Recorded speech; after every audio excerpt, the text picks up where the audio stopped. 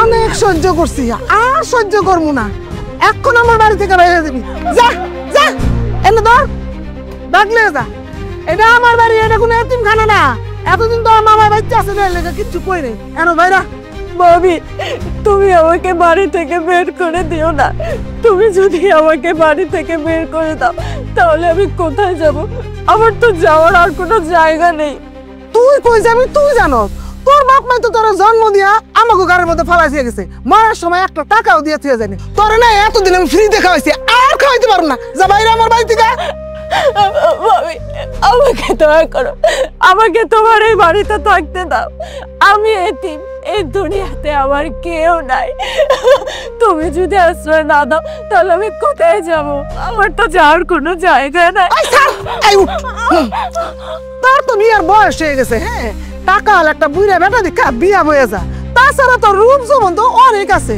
দরকার বললে এটা বেচা খাবি, এটা বেচা অনেকদিন চলতে পারবি। অন বাইরে আমার বাড়ি থেকে ধর ধর, যা বাইরে বাইরে, আরে বাইরে। বাবারে বাবা, এতদিন আমার গাউরা জুড়াইলো, কি অশান্তির মধ্যে না আসছিলাম। মাগনা মাগনা খালি খাওয়া খাওয়া পাচ্ছি।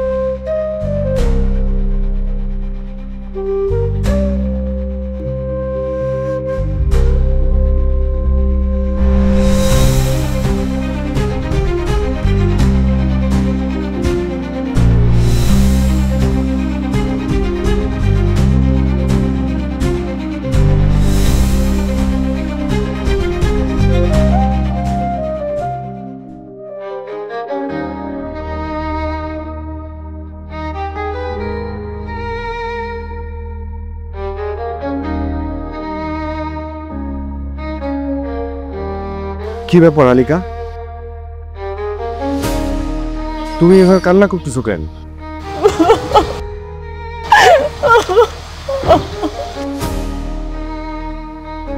কান্না করতেছো কেন বলো আমাকে। মামি আমাকে গলা ধাক্কা দিয়ে বাসা থেকে বের করে দিয়েছে। আমি মামির পা ধরে মামিকে বললাম, মামি আমি তো এতিম, আমার তো যাওয়ার কোনো জায়গা নেই। তুমি যদি আমাকে বাসা থেকে বের করে দাও তাহলে আমি কোথায় যাব? মামি তুমি আমার উপর দয়া করো। কিন্তু মামির মনে কোনো দয়া হলো না, আমাকে ঠিকই বাসা থেকে বের করে দিল। আমি আগেই জানতাম তোমার মামা কিছু একটা হয়ে গেলে ওই বাড়িতে তোমার মামি তোমাকে থাকতে দিবে না। আমি এখন কি করব, কোথায় যাব, কিছুই বুঝতে পারছি না। আমি যদি ছেলে হতাম তাহলে আমি রাস্তার পাশে শুয়ে থাকতে পারতাম, কিন্তু আমি তো মেয়ে। আমি যদি রাস্তায় থাকি তাহলে রাস্তার মানুষরা আমাকে শিয়াল কুকুরের মতো ছিঁড়ে ছিঁড়ে খাবে। আমি যদি কারো কাছে আশ্রয় চাই তাহলে মানুষ আমাকে খুব প্রস্তাব দেবে।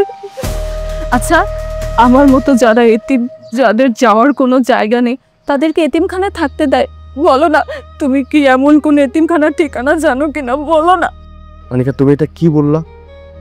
আমি থাকতে তুমি রাস্তায় কেন থাকবা? আমি থাকতে এতিমখানায় কেন থাকবা তুমি? আমি জানি তুমি আমাকে অনেক ভালোবাসো, কিন্তু তাই বলে আমি তো তোমার বোঝা হতে পারবো না। তোমার কি কোনো আত্মীয়র কাছের বউয়ের দরকার? আমি না ঘরে সমস্ত কাজ পারি, রান্না বান্না, থালা বাসন ধোয়া, জামা কাপড় পরিষ্কার করা সব পারি। তুমি একটু খোঁজ নিয়ে দেখো না কোনো কাজের বুয়া লাগবে কিনা। আমি না ওই বাড়িতে কাজ করব, আমাকে কোনো পারিশ্রমিক দেওয়ার দরকার নেই। বিনিময়ে আমাকে শুধু আশ্রয় আর দুবেলা দুমুঠো খেতে দিলেই হবে। আনিকা, আনিকা একটু শান্ত হও, তুমি একটু শান্ত হও। আমি আছি, তোরা কি? আমি থাকতে তোমার কোনো চিন্তা করতে হবে না। চলো আমার সাথে। কোথায়? আমার উপরে তোমার বিশ্বাস আছে, তোরা কি? হ্যাঁ। সারাদিন খাও নাই কিছুতে না? মানে আচ্ছা চলো, তোমাকে আগে কিছু খাওয়াই, চলো।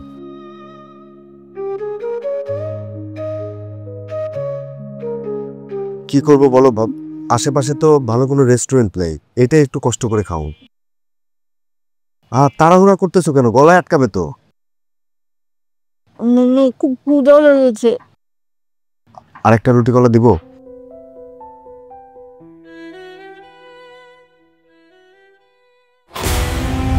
কি ব্যাপার শিহাব, তোর সাথে এই মেয়েটাকে? ভাইয়া, ওর নাম আনিকা। আমরা আসলে দুজন দুজনকে ভালোবাসি, আজকে আমরা বিয়ে করে ফেলেছি। বিয়ে করেছিস মানে? আমাদেরকে কোনো কিছু বলা নেই, কোন একটা মেয়েকে বিয়ে করে ঘরে আনলি? আমাদেরকে কোনো কিছু জানানোর প্রয়োজন মনে করলি না? ভাইয়া আসলে সিচুয়েশনটা এমন ছিল যে জানতে পারিনি, হুট করে বিয়েটা করে ফেলেছি। এই মেয়ে বাপ মা জানে তুই ওকে বিয়ে করেছিস? মা, ওর আসলে বাবা মা কেউ বেঁচে নেই। কি বললি তুই? একটা এতিম মেয়েকে বিয়ে করেছিস? তোর কি মাথা খারাপ? একটা এতিম মেয়েকে বিয়ে করে কি কেউ ঘরে আনে? কেন মা, এতিম মেয়েকে বিয়ে করলে সমস্যা কোথায়? সমস্যা কোথায় তুই জানিস না? এই যে তুই বিয়ে করলি, কি পাইছস? কিছু পাইছস? এই যে তোর ভাইয়া বিয়ের সময় 10 লাখ টাকা নগদ পাইছে, টিভি, ফ্রিজ, টেলিভিশন। এছাড়া ওর ব্যবসার কাজে যদি কোনো সমস্যা হয় তখন ওর শ্বশুর ওকে হেল্প করে। বলি তুই এসব কোথার থেকে পাবি? আমাদের বাড়িতে গেলে তোমার ভাইকে যে আপ্যায়ন করা হয়, এছাড়া কোনো অনুষ্ঠান হলেও তোমার ভাইকে যে গুরুত্ব দেওয়া হয়, যে সম্মানটুকু করা হয়, এসব কি পাবে তুমি? তোমরা যে সমস্ত কথা বলতেছো এগুলোর কোনো কিছুরই আমার দরকার নেই। একটাও ফালতু কথা বলবি না। এই মেয়ের সুযোগ বুঝে তোর গলায় ঝুলে পড়েছে, ওকে যেখান থেকে এনেছিস সেখানে দিয়ে আয়। মা, আনিকা আমার স্ত্রী, ও কিন্তু কোনো বস্তু না যে আমি ইচ্ছে করলাম কোথা থেকে তুলে আনলাম, আবার ইচ্ছে না হইলে ফেলে দিয়ে আসলাম। আমি আনিকাকে ভালোবাসি, আমি ওকে কখনোই ছাড়বো না। আর তোমরা একটা কথা ভালো করে শুনে রাখো, আনিকা আমাকে ফাঁদে ফেলে বিয়ে করেনি, আমি খুব ভালো করে ভেবে চিন্তে সিদ্ধান্ত নিয়ে ওকে বিয়ে করেছি। ঠিক আছে, যেহেতু ভেবে চিন্তে সিদ্ধান্তটা নিয়েছিস, এই মেয়েকে ঘরে নিয়ে যা। আরে তুমি ওদের মেনে নিলে? এই তুমি চুপ করো। আর কি ব্যাপার, দাঁড়িয়ে আছিস কেন? ওকে নিয়ে ঘরে যা। জি ভাইয়া, আনিকা আসো। সাব্বির, তুই মেয়েকে ঘরে নিয়ে যেতে বললি? আরে ওরে তো গলার ধাক্কা দিয়ে বের করে দেওয়া উচিত ছিল। হ্যাঁ, ঘরে নিয়ে যেতে বলছি, কারণ ওকে যদি এখন ঘর থেকে বের করে দেই না, তোমার ছেলেটা ওর সাথে সাথে চলে যাবে। কারণ তোমার ছেলে এখন ওই মেয়ের প্রেমে হাবুডুবু খাচ্ছে। তাহলে কি তুই ওই মেয়েকে মেনে নিতে বলছিস? মেনে নিতে বলিনি, সময় সুযোগ বুঝে ওই মেয়েকে শিহাবের জীবন থেকে সরাতে হবে। কারণ শিহাব ভুল করেছে, আবেগের বশে ভুল করেছে। ওর ভুল শুধরানোর দায়িত্বটা আমাদের। এটা কি তোমার ঘর? কিন্তু আজকে থেকে এই ঘরটা শুধু আমার না, আজকে থেকে এই ঘরটা তোমার, আমার, আমাদের দুজনের। এটা আমার ঘর? তোমার ঘর। জানো, ছোটবেলা থেকে আমার খুব ইচ্ছে ছিল যে আমার একটা ঘর হবে, আমি সেই ঘরটাকে খুব সুন্দর করে সাজাবো। কিন্তু তুমি তো সবই জানো, আমার বাবা মা কেউ নেই, আমি এতিম। ছোটবেলা থেকে মামা মামির কাছে মানুষ হয়েছি, তারা তো ঘর দেওয়ার কথা দূরে থাক, সারা জীবন তাদের সংসারে আগাছাই মনে করেছে। আজকের পর থেকে তোমাকে আর আগাছার মতো থাকতে হবে না। আজকে থেকে এই ঘরটা তোমার ঘর, এই সংসারটা তোমার সংসার। কান্না করতেছো কেন? এই চোখের পানি হচ্ছে আনন্দের পানি। তুমি আমার মতো একটা এতিম মেয়েকে বিয়ে করে স্ত্রীর মর্যাদা দিয়েছো, নতুন একটা পরিবার আমি পেয়েছি। তুমি বিশ্বাস করো, আমি তোমার এই ঋণ কখনোই শোধ করতে পারবো না। তুমি এটাকে ঋণ কেন বলতেছো? আমরা দুজন দুজনকে ভালোবাসি। একটা ঘর দেওয়া, একটা সংসার দেওয়া স্বামী হিসেবে এটা আমার দায়িত্ব, আর স্ত্রী হিসেবে তোমার দায়িত্ব হচ্ছে আমাকে ভালোবাসা, আমাকে ভালো রাখা। কি ভালোবাসবে তোমাকে? বাসবো। তাহলে এবার আমাকে একটু জড়িয়ে ধরো। কি? আরে বাবা, জড়িয়ে ধরার কথাই তো বলছি, এত অবাক হচ্ছ কেন? দরজা খোলা আছে তো। তো দরজা খোলা আছে থাক। এই আমরা কি প্রেমিক প্রেমিকা যে কেউ দেখলে সমস্যা হবে? আমরা এখন থেকে হাজবেন্ড ওয়াইফ, স্বামী স্ত্রী। এখন আর কোনো প্রবলেম নেই, যে দেখার দেখো, কোনো সমস্যা নেই।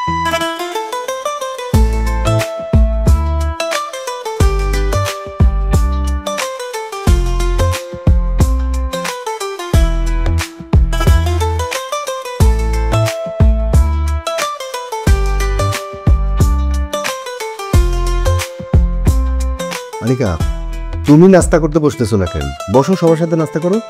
আমি তো একটা এতিম ফকিন্নির সাথে বসে নাস্তা করব না। কি ব্যাপার, তুমি দাঁড়িয়ে পড়লে যে? নাস্তা করবে না? ভাবি, আমার স্ত্রী তোমাদের সাথে বসে নাস্তা করবে, এতে যদি তোমাদের মান সম্মান নষ্ট হয়ে যায়, তাহলে স্বামী হিসেবে তোমাদের সাথে বসে আমি কিভাবে নাস্তা করি? আমার স্ত্রীর সম্মানটাও তো আমার দেখতে হবে, তাই না? হ্যাঁ, তুমি সকাল সকাল সিনকেট করো না তো। বসো, চুপচাপ সবার সঙ্গে নাস্তা করো। তুমি? আমি পরে খেয়ে নেবো, তুমি বসো তো, সবার সঙ্গে নাস্তা করো, বসো।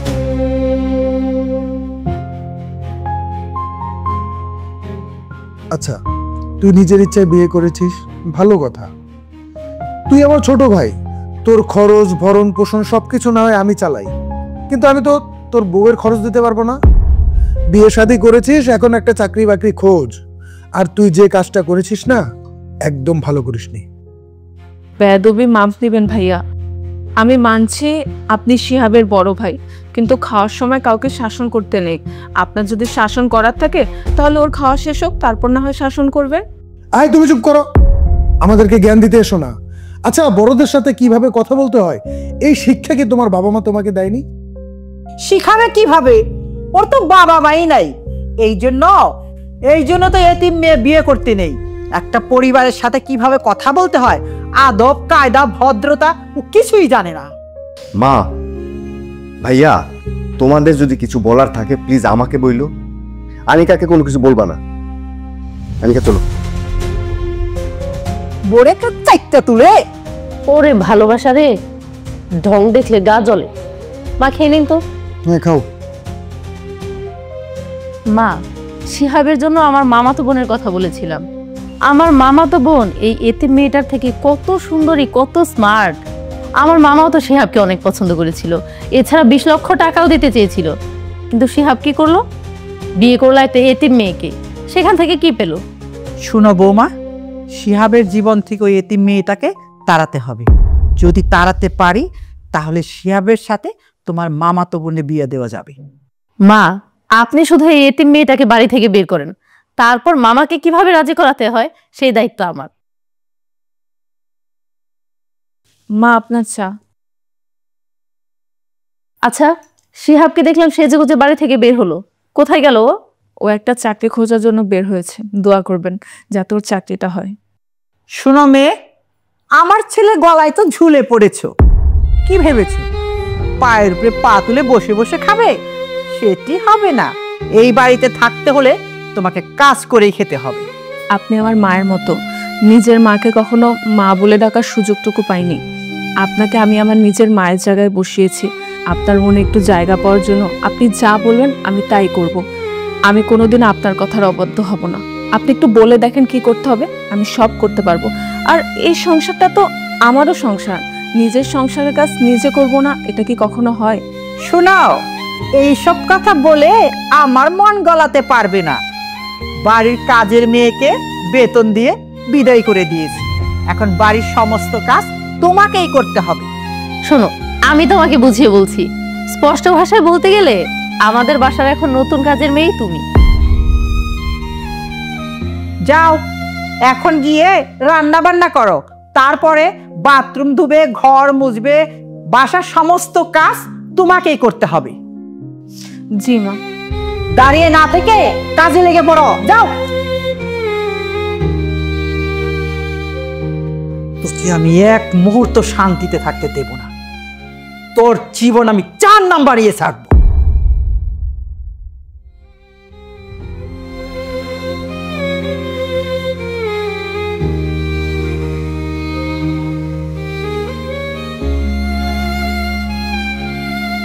হুম নবাবের বেটি, হ্যাঁ? বাড়ির কাজকর্ম সব ফেলে গ্রাসে গিলছে। হ্যাঁ, বিয়ের আগে যদি তোর বাপ মা তোকে ভালো মন্দ খাওয়াতো, তাহলে শ্বশুর বাড়িতে এসে এত খাই খাই করতি না, এত ভালো মন্দ খেতে চাইতি না। ওই তুই ভালো মন্দ খাবি করতি, তোর তো বাপ মাই নাই। এই জন্য এতিম মেয়েকে ঘরের বউ করতে নাই। সারাক্ষণ খালি খাবারের লোভ, খাবার দেখলেই চুরি করে খাবে। কিন্তু মা, আমি তো চুরি করিনি। এই খেতে যে বসছিস, আমার অনুমতি নিছিস? এই বাড়িতে খেতে হলে আমার অনুমতি নিয়ে খেতে হয়। তুই কাজ ফেলে খেতে বসছিস কেন? এই কাজকর্ম কে করবে? আমি? কিন্তু মা, আপনি যা যা বলেছেন আমি সব কাজই করেছি, সব কাজ করে তারপরে খেতে বসেছি। তুই কাজ শেষ করে খেতে বসছিস? এই যে আমি বাথরুম দেখে আসলাম, পরিষ্কার হয় নাই। যা বাথরুম আর রান্নাঘর ভালো করে পরিষ্কার কর। আমি তো সবকিছু ভালোভাবে পরিষ্কার করেছি। কি বললি তুই? তাহলে কি আমি মিথ্যা কথা বলছি? যা আমি কাজ তোমার শেষ কর, তারপরে খাবি। ও ধ্যান থেকে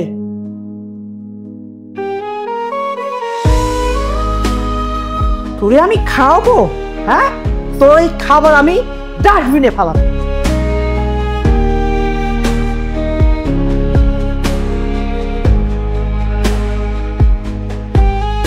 বাহ, মহারানী কি সুন্দর করে চা বিস্কিট খেতে বসেছে।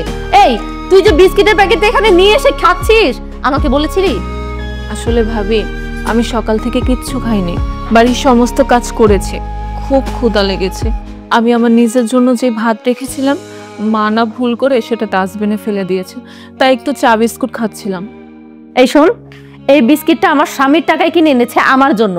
আর তাছাড়া তুই হচ্ছিস ফকিন্নি এতিম একটা মেয়ে, তুই খাবি বাসি পচা ভাত। এছাড়া চিড়ামুড়ি যা আছে এইগুলা পেলে খাবি। কথায় আছে না, কুকুরের পেটে যেমন ঘি হজম হয় না, তেমন এই দামি বিস্কিটটা তোর পেটে হজম হবে না। এই শোন, সন্ধ্যা হয়ে গেছে, যা গিয়ে রাতের খাবার বসা।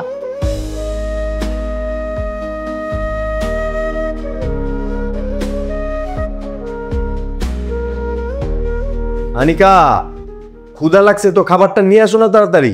আসছি।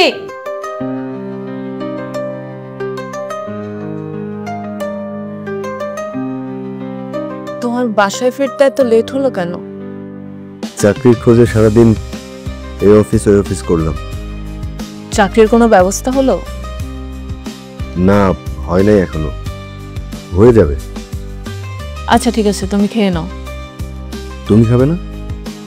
সবাই খাওয়ার পরে এটুকু ভাতই আছে, এই ভাত তো তোমার একাই হবে না, আমি কি করে খাই? তুমি খাও, আমি খেয়েছি। কিন্তু তোমার মুখ দেখে তো সেটা মনে হচ্ছে না তুমি খাও নাই, তাই না? না না, মিথ্যা কথা কেন বলবো, আমি সত্যি খেয়েছি। আচ্ছা ঠিক আছে, তুমি যদি খেয়ে থাকো ভালো, কিন্তু এখন আমার সাথে খাবে, চলো। না, আমি খাবো না। আমি বলতেছি আমার সাথে খাবে তুমি, আমি খেয়ে দিচ্ছি। হ্যাঁ করো। বিসমিল্লাহ।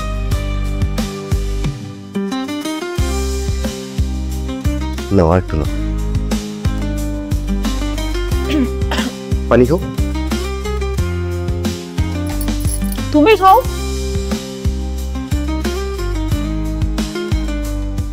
আনিকা, আনিকা, এই কোথায় তুমি? জি মা, আপনি আমাকে ডেকেছেন? হ্যাঁ ডেকেছি, এই বাজারগুলো দেখো।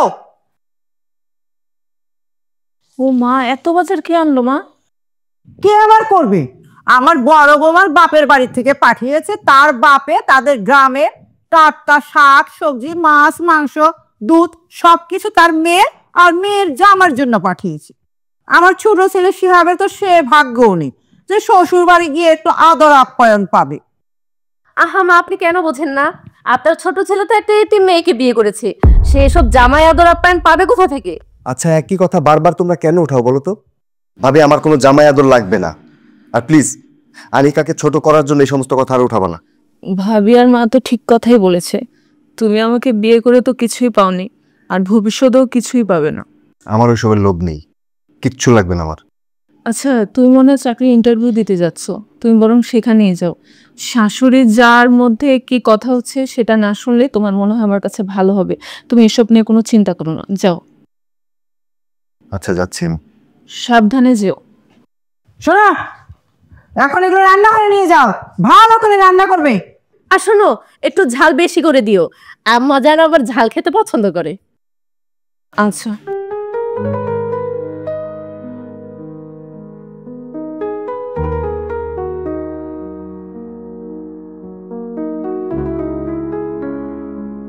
লো ভাই, চলো।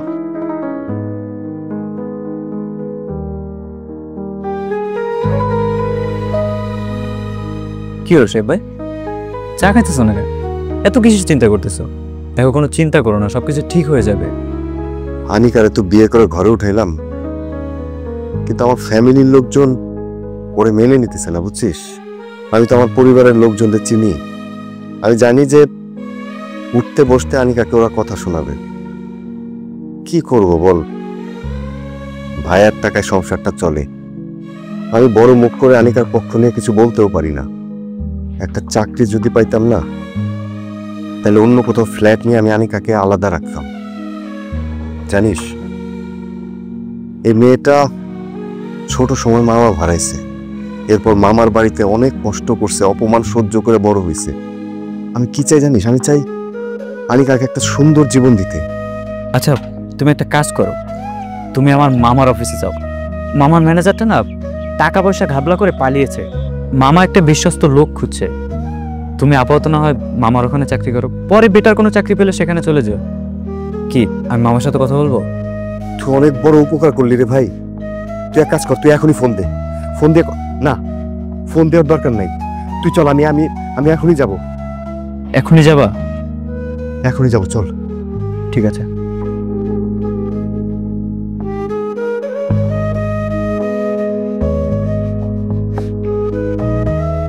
ভাবি, ভাবি, ভাবি, কি ব্যাপার? ভাবি না আমাকে চা আনতে বললো, আবার ভাবি কোথায় গেল?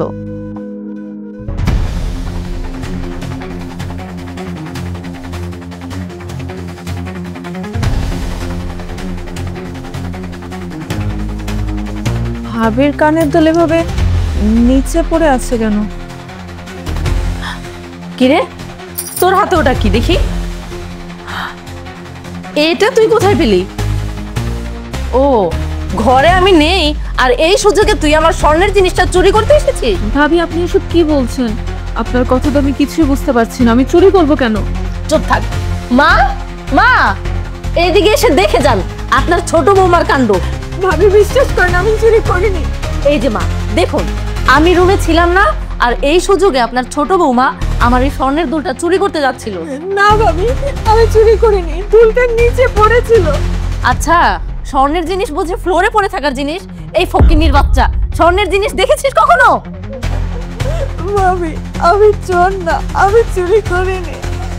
ফকিন্নির বাচ্চা, ইয়াতিমের বাচ্চা, তুই চুরি করিসনি? হ্যাঁ, শোন, চোরের জায়গা আমার বাড়িতে হবে না।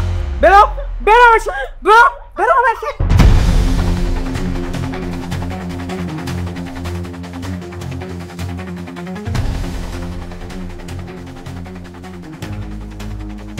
কি রে, লাগে নতুন নি? তোর রেট কত? রেট কত মানে? আপনি এসব কি বলছেন? আরে এত রাইতের বেলা রাস্তায় দাঁড়ায় রইছস, আমি বুঝি না কিছু। কাস্টমার 500 বাড়ায় দিন, চল আমার লাগে। না না, আপনি যা ভাবছেন ভুল ভাবছেন। আমি ওই রকম মেয়ে না, আমি ভদ্র বাড়ির বউ। আমারে তোর পছন্দ হয় না এটা কইলেই পারতি। চল, এটাতে 500 টাকা বাড়ায় দিন, চল আমার লাগে। ছাড়েন বলতেছি, আই কইতাছি, ছাড়েন, আমি যাব না। আরে আমি তো কাস্টমার। কি রে, তুই কে? ওর দালাল? খবরদার আর একটা বাজে কথা কইলে জিপ্পা টাইনে ছিঁড়া ফেলাম। যদি খলো চাষের দিকে যা, যা এদিকে।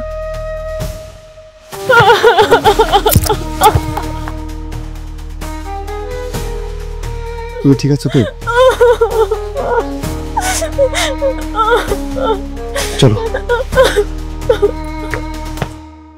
যাক, শেষ পর্যন্ত আপদটা তো বিদায় হলো। তোমরা চুরির অপবাদ দিয়ে মারধর করে এই রাতের বেলায় বাসা থেকে ওরে বের করে দিছো। তোমরা কিভাবে পারলা এটা? ও বড় বৌমা স্বর্ণের দুল চুরি করতে গিয়ে হাতে নাতে ধরা পড়েছে। ওকে যে আমরা পুলিশের হাতে তুলে দেইনি, এটাই তোর কপাল ভালো। তুমি কাকে পুলিশের ভয় দেখাচ্ছ ভাবি? পুলিশ ডাকবা তো ডাকো, ও যদি চুরি করে থাকে ওর বিচার হবে, আর তোমরা যে ওর গায়ে হাত তুলছো এটারও বিচার হবে। শিহাব ভাই, মাথাটা একটু ঠান্ডা কর। এই পারিবারিক ব্যাপারে পুলিশ ডাকার কোনো দরকার নেই। আচ্ছা ভাইয়া, এই ঘটনাটা যদি ভাবির সাথে ঘটতো তুমি চুপ থাকতে পারতা? তোমরা কেউ আনিকাকে পছন্দ করো না, কেন করো না বলো তো? ও এতিম বলে? তোমরা ভেবো না এতিম বলে ওর কেউ নেই। এই দুনিয়াতে কেউ না থাকলেও আমি ওর পাশে আছি। আর যদি তোমাদের এতই অপছন্দ হয় ওকে, তাহলে এই বাড়ি ছেড়ে আমি আলাদা চলে যাচ্ছি। আরে যাবি কোথায়? চলবে কিভাবে? আমার এক ছোট ভাইয়ের মামার অফিসে আমার চাকরি হয়েছে, বেতন যা পাবো আমাদের হয়ে যাবে।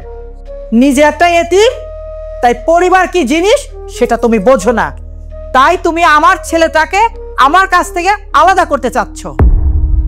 না মা, আপনার ছেলেকে আমি কখনোই আপনাদের এই পরিবার থেকে আলাদা করব না। শিহাব, আমরা কোথাও যাব না, আমরা এখানেই থাকবো। কিন্তু আনিকা, কোনো কিন্তু না। তুমি এ নিয়ে আর একটা কথাও বলবে না। তোমাকে আমি পরিবার থেকে আলাদা করেছি, এই অপবাদ আমি কিছুতেই নিতে পারবো না। হাত জোর করে তোমাকে অনুরোধ করছি, এ নিয়ে তুমি আর একটা কথাও বলবে না। মা, আপনার ছেলে সারা জীবন আপনাদের সঙ্গেই থাকবে, সে কোথাও যাবে না। চলো ঘরে চলো। আজ কিংবা কাল এই এতিমের বাচ্চা আমার ছেলেটাকে আমার কাছ থেকে আলাদা করে ফেলবে। যেভাবেই হোক ওকে বাড়ি থেকে বের করার ব্যবস্থা করতে হবে। উফ, টাই বাঁধা না সবচেয়ে বিরক্তিকর একটা কাজ। আচ্ছা টাই কেন বাঁধতে হবে বলো তো? আজকে তোমার অফিসের প্রথম দিন, তুমি হচ্ছে অফিসের ম্যানেজার বাপ। তোমার পোশাক আশাকে যদি একটু ভাব না থাকে তাহলে কি ব্যাপারটা ভালো লাগে? তুমিই বলো।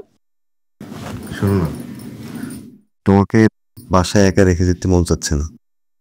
আমি জানি যে ভাইয়া ভাবি মা সারাদিন বাসার মধ্যে তোমাকে অনেক কথা শোনাবে। তাদের অমতে গিয়ে তুমি আমার মতো একটা এতিম মেয়েকে বিয়ে করেছো, তাদের রাগ করাই স্বাভাবিক। তুমি দেখো ধীরে ধীরে আমি তাদের মন জয় করে নিব, তখন তোমার থেকে আমাকে বেশি ভালোবাসবে। এই দিনটা যেদিন আসবে সেদিন আমার থেকে বেশি খুশি আর কেউ হবে না। আচ্ছা এখন যাও, অফিসের প্রথম দিন লেট করা যাবে না। হ্যাঁ যেতাম রে। যাই না, বলো আসি। আসি। শোনো, কিছু না, সাবধানে যাও।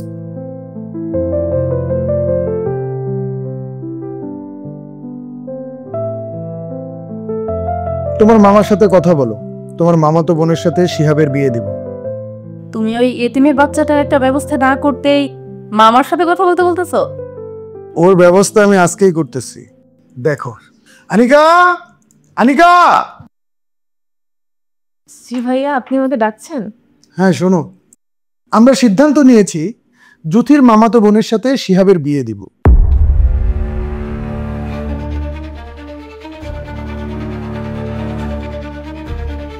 ওর মামা অনেক বড় ব্যবসায়ী, আর ওর মামাতো বোন দেখতেও মাশাআল্লাহ অনেক সুন্দর। আমাদের শিহাবের সাথে অনেক মানাবে। তুমি কি বল? ভাইয়া আপনি এসব কি বলছেন?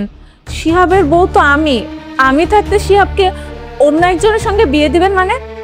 কিন্তু আজকের পরে তুমি তো থাকবে না। আমি তো আপনার কথা কিছুই বুঝতে পারছি না ভাইয়া।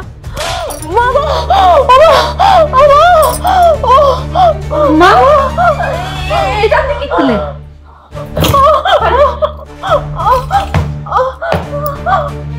ও আমার ছেলেকে আমার জীবন থেকে কেড়ে নেওয়ার আগে ওর জীবন আমি কেড়ে নিলাম। ওমা, আমাকে হসপিটাল নিয়ে চলেন মা। ভাইয়া আমার হসপিটাল নিয়ে চলেন ভাইয়া, আমি বাঁচতে চাই ভাইয়া।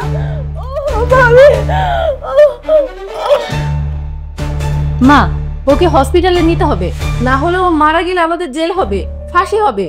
আরে জেল ফাঁসি কিচ্ছু হবে না। আমরা বলবো যে সিঁড়ির থেকে পড়ে গিয়ে মারা গেছে। তাছাড়াও তো এতিম, এতিমের কে আছে?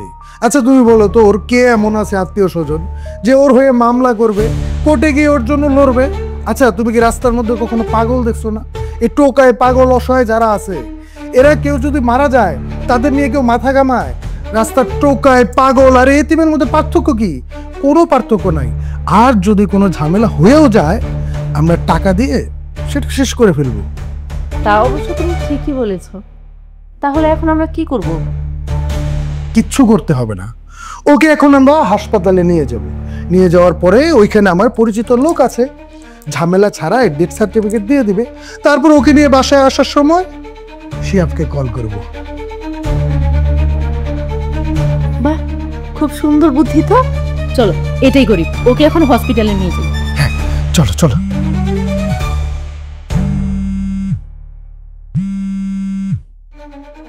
ভাইয়া এই সময় ফোন দিল। হ্যালো ভাইয়া। তুই তাড়াতাড়ি বাসায় আয়। আনিকা সিঁড়ি থেকে পড়ে গিয়েছিল, ওকে হাসপাতালে নিয়ে আসছিলাম, এখন বাসায় নিয়ে যাচ্ছি। ভাইয়া আনিকা, আনিকা ঠিক আছে তো? Hello hello.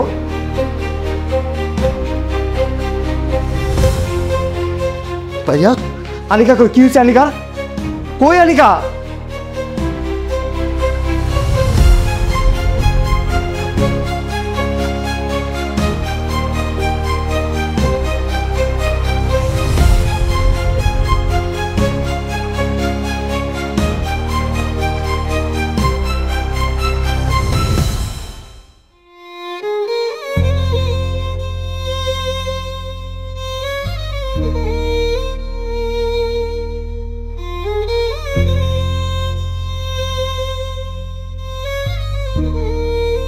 আনিকা,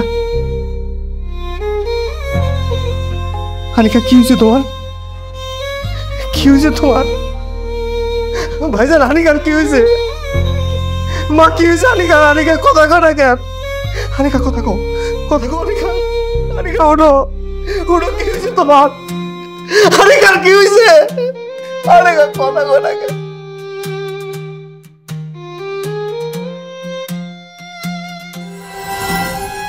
আমি থাকতে তোমার কোনো চিন্তা করতে হবে না। চলো বসো। কি করবো বলো বাবা, আশেপাশে তো ভালো কোনো রেস্টুরেন্ট নেই, এটাই একটু কষ্ট করে খাও। আর তাড়াহুড়া করতেছো কেন? গলায় আটকাবে তো। খুব ক্ষুধা লেগেছে। আর একটা রুটি কলা দিব?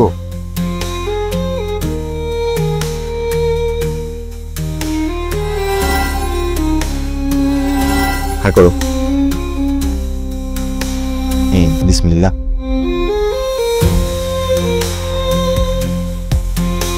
নাও আর একটু নাও। পানি খাও। তুমি খাও।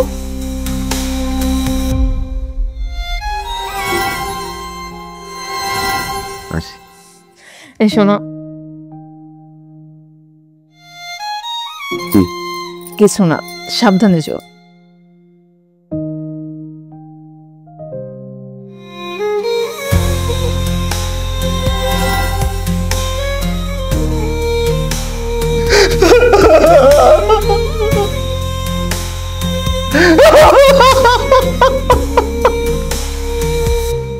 আনিকার মতো এতিম মেয়েরা স্বপ্ন দেখে বিয়ের পর একটা পরিবার পাবে, কিন্তু এতিম হওয়ার অপরাধে তাদের কপালে জুটে অবহেলা, অপমান আর অত্যাচার। আনিকার মতো এতিমদের কাছে টেনে নেওয়া খুব কঠিন। সমাজের কাছে প্রশ্ন, কবে সমাজের দৃষ্টিভঙ্গি বদলাবে? কবে আনিকার মতো এতিম মেয়েরা সুখের একটা সংসার পাবে?